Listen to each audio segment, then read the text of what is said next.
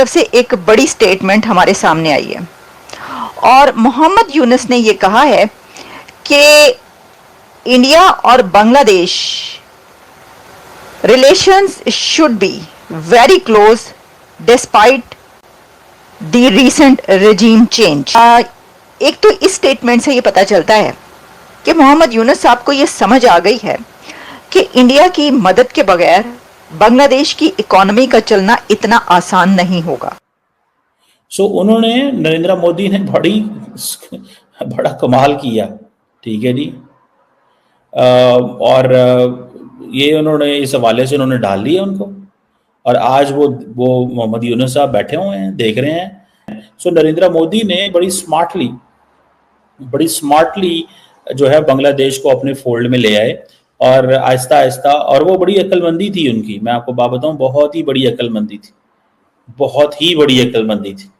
दुनिया को पता है जी। अब ये हुआ क्या है कि जब से इनकलाब तो आ क्या है, ये नफरत क्या है इंडिया को लेके? वो इंडिया जिन्होंने इन बांग्लादेशियों को पाला है, इनको एक्सपोर्टर बनाया है, इनको दुनिया के अंदर एक कहते हैं ना जो 2% 3% इनकी करेंसी गाली थी उसको इज्जत दिलाई, आज ये उसी इंडिया के हिंदुओं को जो है परेशान कर रहे हैं, जो है उन पे अटैक कर रहे हैं, इंडिया के खिलाफ नारेबाजी लगा रहे। ये दिमाग इनका अपनी जगह पे है कि हिला हुआ है?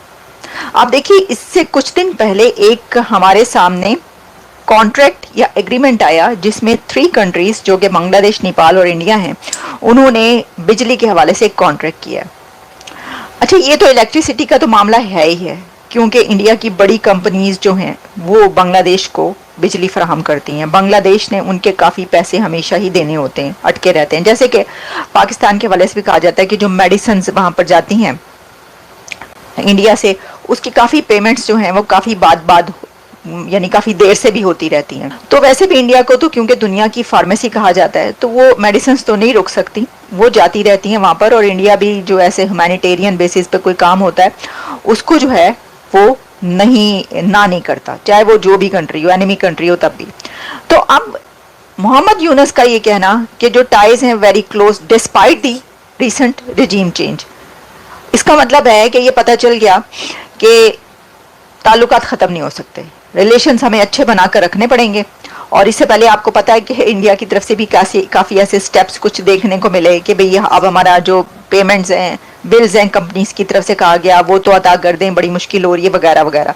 वो पता चल रहा था कि जाहिर है कि जो कुछ चल रहा है उसके अंदर।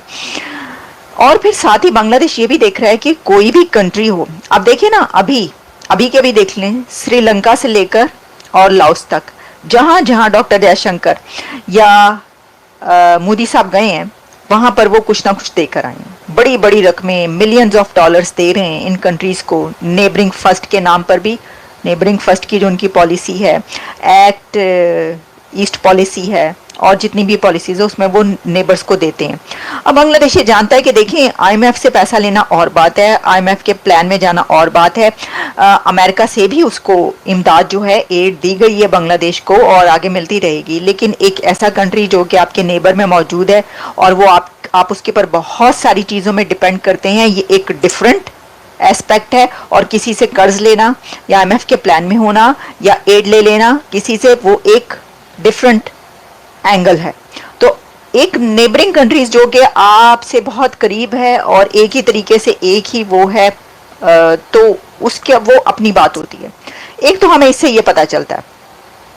अच्छा, दूसरी इसके अंदर जो है कुछ और भी जो है वो चीज़ें हैं, वो हम आपके सामने रख देते हैं कि जो उन्होंने कहा है। इसके अंदर उन्होंने साथ में ये भी कहा है कि जो ये रेजिम चेंज हुआ है, ये इंडिया इससे डिसहार्ट हुआ। जो सिचुएशन रही, जो हालात रहे, वो इंडिया के लिए साजगार नहीं थे, जो कि बांग्लादेश के अंदर जो कुछ हुआ, ये बात उन्होंने कही। उन्होंने, लेकिन मोहम्मद यूनुस ने इसके ऊपर डिटेल में रोशनी नहीं डाली, यानी ये नहीं बताया कि कौन से हालात, कौन से इंसिडेंट्स।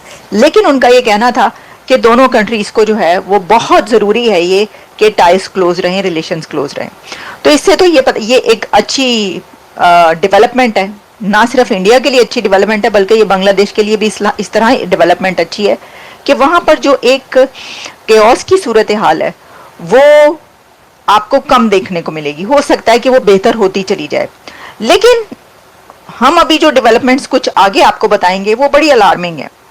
अच्छा, इसमें उन्होंने कहा, जब उनसे कमेंट्स पूछे गए, उन्होंने कहा कि जाहिर है कि इंडिया प्लीज्ड नहीं था, they were not pleased with the changes जो कि बांग्लादेश के अंदर आई हैं. It will be difficult for us to move along without each other. यहां तक कहा मोहम्मद यूनुस ने कि बांग्लादेश और इंडिया के लिए it will be very difficult for us to move along without each other.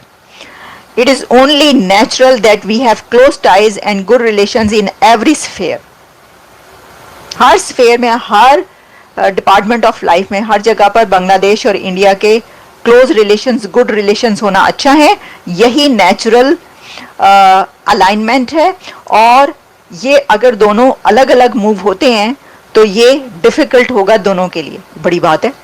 ये सारी बातें उन्होंने कही जिससे पता चल रहा है कि उनको ये पता चलता है कि इससे अंदाजा हो रहा है. अच्छा, अब देखिए हम एक और जरा तरफ चलते हैं, वो ये है. अच्छा, उन्होंने ये भी कहा, things will be clear to them when they see that the entire world is accepting. How can they not accept us. ये किसके मुतालिक है? चलें, ये एक लंबी उनकी गुफ्तगू हुई है, इसके ऊपर फिर बात करेंगे. लेकिन देखें, इंडियन इकोनॉमी से हम कहते थे कि ये फलां बंदा टके का नहीं है. लेकिन टका जो है वो अगर पाकिस्तान के साथ कंपेयर करें या इंडिया के साथ कंपेयर करें, पाकिस्तान में टके की कीमत जो है वो 30 रुपए तक पहुंच गई थी शेख हसीना के दौर में. सही है. तो मतलब एक हमारे से भी ज्यादा, हम अपने आप को कहते हैं कि बड़ा मजबूत मुल्क है, तो हमारे से भी ज्यादा चला गया था. तो उसमें मैक्सिमम कंट्रीब्यूशन इंडिया ही की थी. अब हुआ क्या है वहाँ पे कि ये रेवोल्यूशन तो आ गया. रेवोल्यूशन के बाद कोई प्लान ही नहीं था. कोई इकोनॉमी को स्टेबल करने का, लॉ एंड ऑर्डर सिचुएशन को मेंटेन करने का. अब ये देखें कि वहाँ पे जो इलेक्ट्रिसिटी में सबसे बड़े इन्वेस्टर है वो इंडियन है. बिल्कुल. जो टेक्सटाइल में सबसे, अडानी साहब जो है, आपने बता दिया. जो इलेक्ट्रिसिटी, उसके अलावा जो टेक्सटाइल में इन्वेस्टर हैं वो भी मैक्सिमम जो है. अब ये कह लें कि बांग्लादेश में 75 to 80% जो है वो इन्वेस्टर टेक्सटाइल में भी इंडिया के हैं. क्योंकि उससे पहले जो 22 दहाइयाँ थी उनमें उनके दरमियान को रिलेशन, बहुत अच्छा रिलेशन था. मतलब आप ये कह लें कि बॉर्डर तो था ही कोई ना, बॉर्डर फ्री इंडिया और बांग्लादेश. शेख हसीना और मोदी के दरमियान में बांग्लादेश जो है वो जबरदस्त दोस्ती, उनकी पार्टनरशिप थी. बॉर्डर फ्री कंट्रीज थी दोनों. आप लोग आसान लफ्जों में ये कह लें. अब क्या हुआ कि ये इनकलाब तो आ गया. अब इनकलाब के बाद उन्होंने ये कहा कि मुस्लिम अक्सरियती जो है उनके पास हुकूमत भी आ गई. उन्होंने अब हिंदुइज्म जो है उस पर इसी तरह अटैक करना शुरू कर, जिस तरह हर रियासत में माइनॉरिटीज में होता है. और उन्हें ये लगा कि ये सारे, शेख हसीना क्योंकि प्रो इंडियन थी, उसकी वजह से उसने हमारे ऊपर ये मजालिम जो सारे ढाए थे. लेकिन उनके साथ उनका जो आप ले गए कि बैड एस्पेक्ट तो आप रखें, लेकिन एक बात तो ये माननी पड़ेगी, उसने इकोनॉमी को स्टेबल किया था. नो डाउट कि पॉलिटिकल डिफरेंसेस, उसने पॉलिटिकल ओपोनेंट जो थे उनको जेलों में डाला था. शेख हसीना बात जिससे हुई है मानी है, लेकिन सर मोदी साहब के साथ मिलकर उसने बांग्लादेश को बहुत सपोर्ट किया. देखिए, मोदी साहब उनको मेडिकल वीजा देते थे. इंडियन एम्बेसी हजारों बांग्लादेशियों को डेली बॉर्डर आने जाने के लिए वीजाज दे रही है. इंडिया अपने बजट में उनको फंड दे रहा है. अडानी साहब उनको जो है सस्ती और उधार बिजली दे रहे थे. इनकी इंडस्ट्री को बूस्ट मिला. लेकिन आपको क्या लगता है कि इंडिया को अगर ये जिस तरह हिंदुओं पे अटैक कर रहे हैं, मंदिरों पे अटैक कर रहे हैं, अब तो सिंपल ऐसे आने लग गए. अब इंडिया के जो हिंदू वो कह रहे हैं मोदी साहब इनके खिलाफ एक्शन ले. अगर हम 1971-72 में इनको बचा सकते हैं तो क्या हम अपने हिंदुओं को नहीं बचा सकते? देखें, ये इसमें अब इंडिपेंडेंट स्टेट इंडिया भी है और बांग्लादेश भी है. हम ये कह लें कि ओपन वार या ओपनली जाके वो अटैक करेंगे तो इट इज इम्पॉसिबल. लेकिन ये है कि वो उसे मुआशी तौर पे, जब मुआशी तौर पे इकोनॉमिकली बाइकॉट करेगा, जब बाइकॉट करेगा तो वो बिल्कुल एक अटैक ही होगा. और जिससे जो थोड़ी बहुत ही मैशत उनकी रह गई है वो भी खराब हो जाएगी, वो बिगड़ जाएगी.